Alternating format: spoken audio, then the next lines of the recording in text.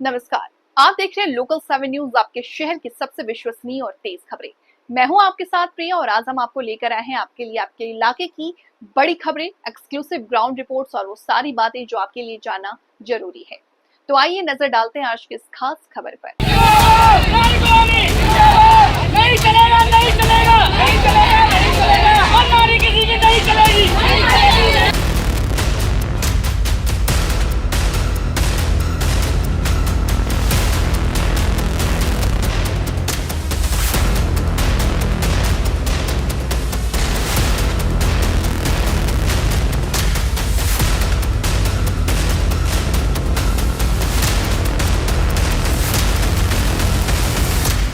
फरीदाबाद के एनआईटी क्षेत्र में बसे हजारों परिवार के सिर से छत छीनने का खतरा मंडरा रहा है। नेहरू कॉलोनी में बने करीब 8000 मकानों को खाली करने का नोटिस पुनर्वास विभाग की तरफ से जारी कर दिया गया।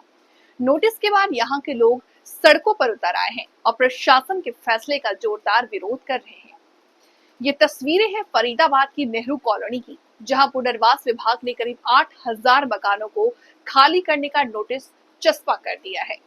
नोटिस में कहा गया है कि मकानों का निर्माण विभाग की 60 एकड़ जमीन पर अवैध रूप से किया गया है और 10 जुलाई तक मकान सरेंडर करने का अल्टीमेटम दिया गया है।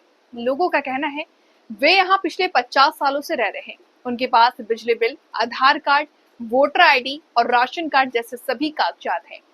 यहाँ के लोगों का कहना है कि हर चुनाव में उन्होंने वोट डाला है, बिजली पानी का नियमित बिल भरा है, यहाँ तक कि नगर निगम का टैक्स भी जमा करते रहे हैं। ऐसे में आज उनके घरों को अवैध कैसे करार दिया जा सकता है?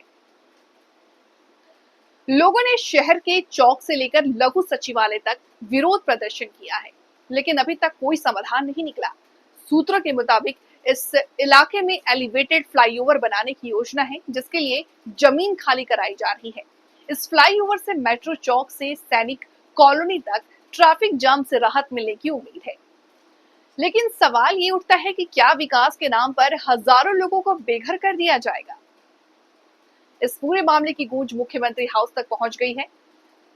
बड़खल से बीजेपी विधायक धनेश अदलखा का कहना है कि उनके रहते किसी का मकान नहीं टूटेगा और सरकार हर परिवार के पुनर्वास की जिम्मेदारी लेगी।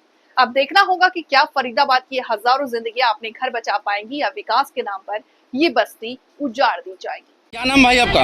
मेरा नाम चंद्रवीर है। चंद्रवीर जी, नेहरू कॉलोनी को तोड़ने के लिए प्रशासन ने नोटिस चिपकाए हुए हैं। कितने घर को तोड़ा जाएगा, किस तरह का नोटिस लगाया हुआ है? देखिए, प्रशासन और हमारे जो सिटिंग विधायक हैं वो बार बार एक ही बात बोल रहे हैं कि ये 3 लोगों के लिए नोटिस जारी हुआ, लक्ष्मण, पप्पूद्दीन और इरफान या इमरान, पता नहीं कुछ ऐसा नाम है, जिनके पर एक तहसीलदार की गलती के कारण वो नोटिस पूरी नेहरू कॉलोनी में जारी कर दिया गया। और हम लोग बार बार यही गुहार लगा रहे हैं कि जो नोटिस चलो जो गलती से जारी भी हो गया, उसको विधायक जी ने ये भी अपनी स्टेटमेंट दी, या तो उसको तबादला किया जाएगा या सस्पेंड किया जाएगा। हम नहीं चाहते किसी की ड्यूटी खत्म हो, पर उस चीज़ को एक लिखित में एक नोटिस जारी करके ख़त्म किया जा सकता है, क्योंकि यहाँ 10-15 हज़ार घर हैं, 50,000 से ज़्यादा अधिक जनसंख्या है।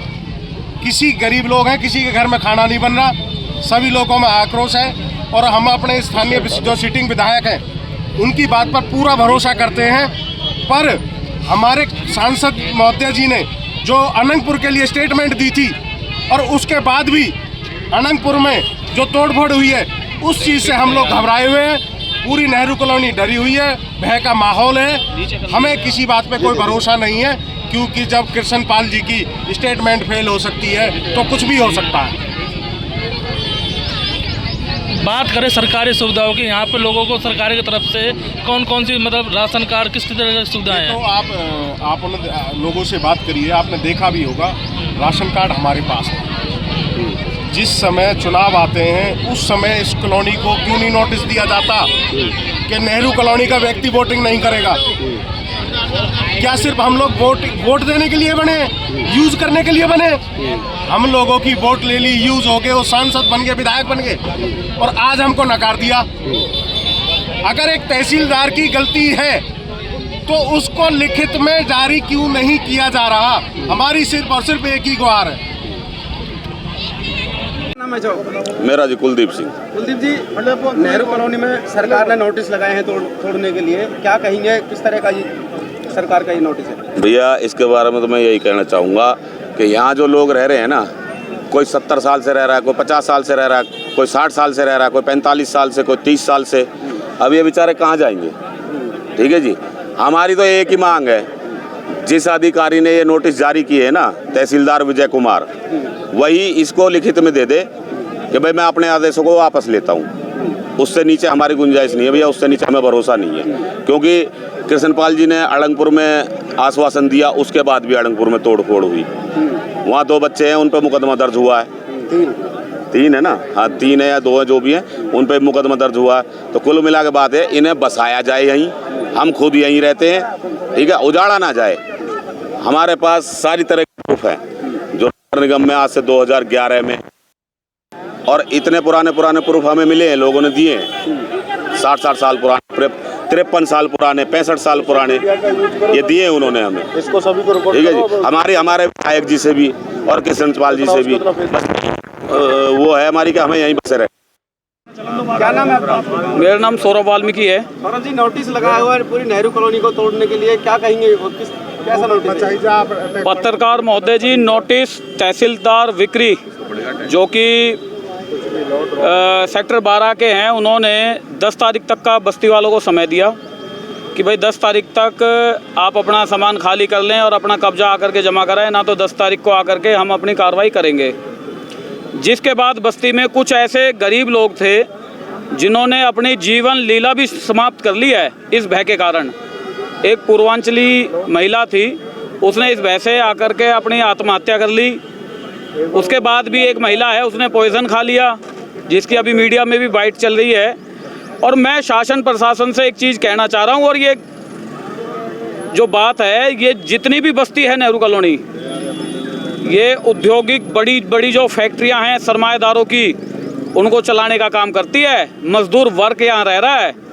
या तो हमें लिखत में कोई ऐसा आश्वासन दें जिससे जो तलवार बस्ती के ऊपर लटकी हुई है वो हटे, ना तो सारी की सारी बस्ती यहीं नेहरू कॉलोनी में बैठ जाएगी, काम धंधा करने कोई कहीं नहीं जाएगा, और जो कि असर पड़ेगा उन सरमाएदारों पे पड़ेगा जिनकी फैक्ट्रियां बंद होगी।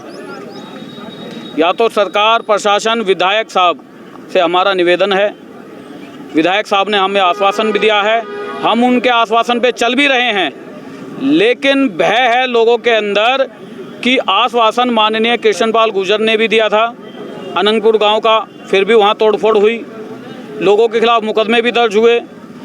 तहसीलदार ने जो नोटिस लिखत में दिया है, उस नोटिस को खारिज करने की पावर फरीदाबाद के डीसी के पास है। सौरभ जी, क्या कहेंगे, 10 दिन का टाइम दिया है नेहरू कॉलोनी खाली करने के लिए, इसको लेके क्या कहेंगे आप? नेहरू कॉलोनी कहीं नहीं जा रही है, नेहरू कॉलोनी के अंदर है। प्रशासन आए, हम लोग ना तो किसी के ऊपर पथराव कर रहे हैं, ना कुछ कर रहे हैं। कानून के दायरे में रह करके जो कि संवैधानिक हक है, हम उसके तहत अपना प्रदर्शन करेंगे, अपना रोष प्रकट करेंगे।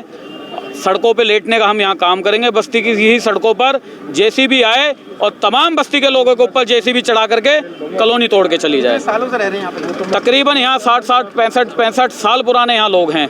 लोगों के पास 1975, 1976 के डॉक्यूमेंट हैं, 1986 तक के डॉक्यूमेंट हैं। अगर सरकार नहीं मानती तो आगे क्या रणनीति रहेगी? रणनीति हमारी यही है, जो कि मैं अभी पहले बता चुका हूँ। हम ना तो किसी प्रशासनिक अधिकारी के खिलाफ जा रहे हैं, ना ही कुछ। संविधान के दायरे में रह करके हम अपना विरोध प्रकट करेंगे, सड़कों पर यहीं बैठेंगे। प्रशासन आए, चाहे लाठीचार्ज करे, गोली मारे, कुछ भी करे, बस्ती यहाँ मरने के लिए तैयार है। तो ये थी आज की अहम खबर, आपके शहर से जुड़ी वो हर अहम जानकारी जिसे जानना आपके लिए जरूरी था। तो अगर आपके पास है कोई मुद्दा, सुझाव, तो आप हमें जरूर बताएं। हमें फॉलो करें सोशल मीडिया पर और देखते रहिए लोकल 7 न्यूज, क्योंकि खबर वही जो आपके करीब हो। मैं प्रिया आपसे लेती हुई इजाजत, नमस्कार।